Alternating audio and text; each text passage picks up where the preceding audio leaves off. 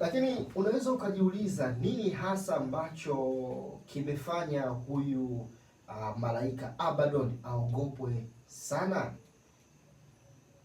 Unaweza ukapata habari zake kwenye kitabu cha Ufunuo 9:11 ambapo inaeleza kuwa ni kiumbe ambaye ni mharibifu, malaika wa kuzimu, na anahusika na tauni pamoja na nzige waliofanana na farasi, huku wakiwa na nyuso za binadamu ambazo walikuwa na nywele kama za mwanamke, meno yao yakiwa makubwa kama ya mbwa, na kifua cha chuma, huku wakiwa na mkia ambao ni kama wa nge mwenye uchungu ambao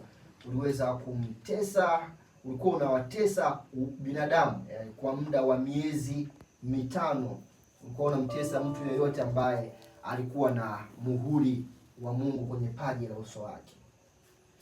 Maandiko hayasemi vizuri kuhusu utambulisho wa huyu Abaddon, kwa hivyo tafsiri kadhaa zinaeleza huku zikiwa zinatofautiana. Baadhi ya watu wa dini wanamtaja kuwa ndiye mpinga Kristo mwenyewe, wengine wanamuita kwamba ndiye shetani, na wengine wanamuita kwamba yeye ndiye Ibilisi. Chapisho katika gazeti fulani la